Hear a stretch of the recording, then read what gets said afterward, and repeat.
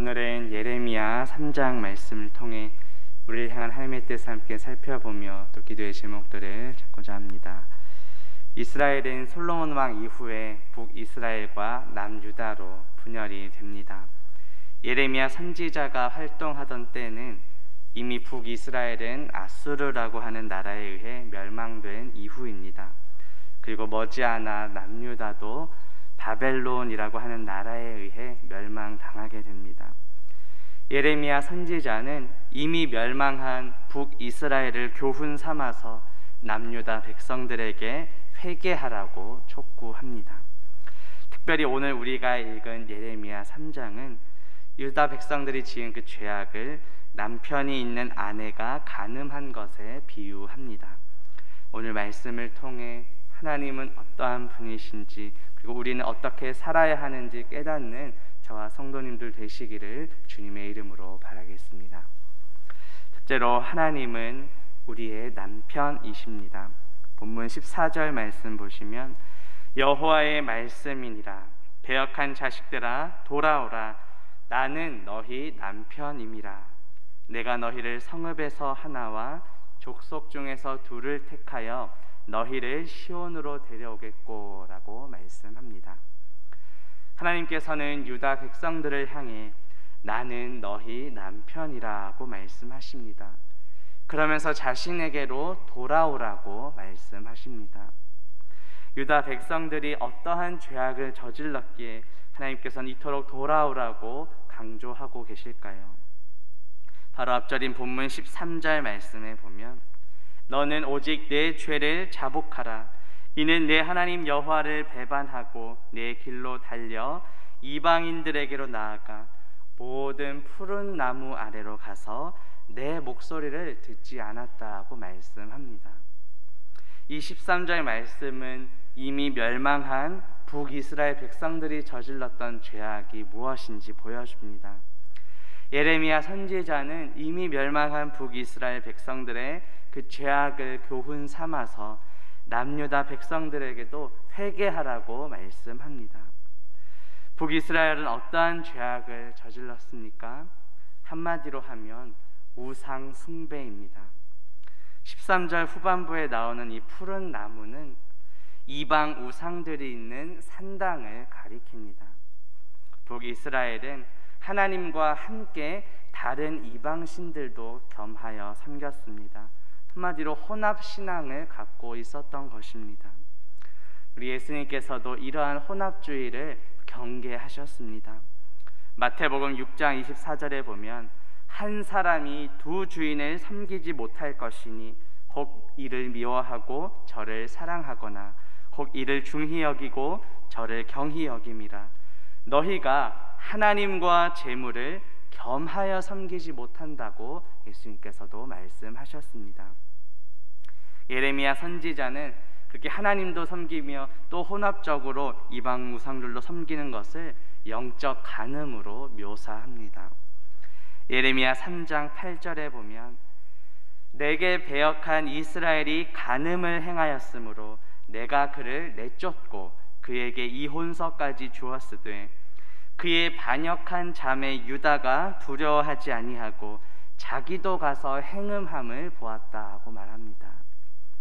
이미 북이스라엘은 하나님을 배역하고 간음을 행해서 하나님께서 내쫓으시고 이혼서까지 주셨다고 말씀합니다. 그런데 그러한 것들을 보면서도 남유다는 두려워하지 않고 똑같이 행음했다고 말합니다. 하나님은 우리의 남편이시라고 말씀했습니다. 부부 관계에 있어서 배우자가 아닌 다른 사람과 관계를 맺는다면 간음입니다. 마찬가지로 영적으로도 하나님 외에 다른 것을 겸하여 섬긴다면 영적 간음입니다. 혹시 우리가 하나님과 겸하여 섬기고 있는 것은 무엇입니까?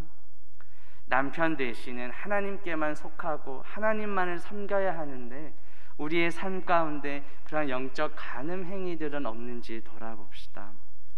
내 삶에 영적 간음을 내려놓고 하나님께만 속하며 하나님만을 섬기며 살아가는 저와 성도님들 되시기를 바라겠습니다. 두 번째로 예수 그리스도는 우리의 목자이십니다. 본문 15절 말씀 보시면 내가 또 내 마음에 합한 목자들을 너희에게 주리니 그들이 지식과 명철로 너희를 양육하리라 하고 말씀합니다. 목자는 원래 양을 치는 사람이죠. 그런데 비유적으로는 백성을 돌보는 왕이나 지도자들을 가리킬 때 사용됩니다. 그렇다면 이 본문에서 하나님께서 보내시겠다고 한 목자들은 누구일까요? 이 목자들, 복수로 쓰인 것으로 보아 여러 명입니다. 역사적으로 이제 바벨론 포로에서 귀환할 때 하나님께서는 여러 명의 지도자들을 보내주셨습니다. 예를 들면 스룹바벨, 또 에스라, 느헤미야 같은 사람들이 바벨론 포로지에서 돌아올 때 지도자의 역할을 감당했습니다. 본문 15절 후반부에 보면 하나님께서 이렇게 보내신 목자들은 지식과 명철로 백성들을 양육할 것이라고 말씀합니다. 목자들이 양떼들을 양육하는 것처럼 포로에서 귀환한 백성들을 하나님께서 보내신 지도자들이 이끌고 돌볼 것을 보여줍니다. 그렇다면 이 목자들은 궁극적으로 누구를 가리키는 것일까요? 바로 우리의 선한 목자이신 예수 그리스도를 예표합니다. 요한복음 10장 11절과 14절에 보면 나는 선한 목자라. 선한 목자는 양들을 위하여 목숨을 버리거니와 나는 선한 목자라. 나는 내 양을 알고 양도 나를 안다 하고 말씀하십니다. 다시 말해 예수 그리스도께서 우리의 목자이시고 우리는 주님의 양입니다. 양은 목자가 인도하는 대로 따라가야 합니다. 하지만 우리 인간은 너무도 연약해서 각기 자신이 옳은 대로 행했습니다. 이사야 53장 6절에 보면 우리는 다 양 같아서 그릇 행하여 각기 제 길로 갔거늘 여호와께서는 우리 모두의 죄악을 그에게 담당시키셨도다 라고 말씀합니다. 하나님께서는 우리의 죄악을 누구에게 담당시키셨습니까? 그릇 행하여 각기 제 길로 가는 우리의 죄악을 대신하여 누가 그 대가를 치르셨습니까? 예수 그리스도께서 십자가에서 피 흘려 죽으심으로 우리의 모든 죄를 씻어 주셨습니다. 그로 인해 하나님과 원수 되었던 우리는 다시 하나님과 화목하게 되었습니다. 이것은 우리의 어떠한 행위나 공로 때문이 아니라 전적인 하나님의 은혜요 선물입니다. 하나님께서 보내신 지도자들이 지식과 명철로 양육한 것처럼 예수 그리스도께서는 우리도 그렇게 양육하십니다. 예수 그리스도께서는 우리가 하나님을 알 수 있는 유일한 길이십니다. 요한복음 14장 6절에 보면 예수님께서 내가 곧 길이요 진리요 생명이니 나로 말미암지 않고는 아버지께로 올 자가 없다고 말씀하셨습니다. 예수 그리스도 외에는 다른 길은 없습니다. 사도행전 4장 12절에도 보면 다른 이로서는 구원을 받을 수 없나니 천하 사람 중에 구원을 받을 만한 다른 이름을 우리에게 주신 일이 없다 하고 말씀합니다. 성경은 분명히 오직 예수 그리스도만이 유일한 구원자라고 말씀합니다. 양인 우리는 선한 목자 되시는 예수 그리스도만을 따라가야 합니다. 예수 그리스도 외에 구원의 길은 없습니다. 오직 선한 목자 되시는 예수 그리스도만을 따라가는 저와 성도님들 되시기를 바라겠습니다. 이제 말씀을 맺으합니다. 오늘 말씀을 통해 우리 하나님은 어떠한 분이신지, 우리는 어떻게 살아가야 하는지 살펴보았습니다. 하나님은 우리의 남편이십니다. 예수 그리스도는 우리의 목자이십니다. 주님의 신부로서 우리 남편 되시는 하나님께만 속하며 하나님만을 섬겨야 합니다. 주님의 양으로서 우리 선한 목자 되시는 예수 그리스도만을 따라가야 합니다. 주님의 신부답게, 주님의 양답게 살아가는 저와 성도님들 되시기를 주님의 이름으로 바라겠습니다.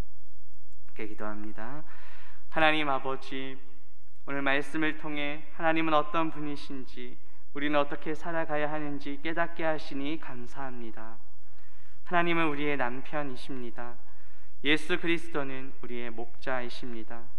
주님의 신부로서 남편 되시는 하나님께만 속하며 하나님만 섬기게 하옵소서. 주님의 양으로서 선한 목자 되시는 예수 그리스도만을 따라가는 우리 모두가 되게 하옵소서. 예수 그리스도의 이름으로 기도합니다. 아멘.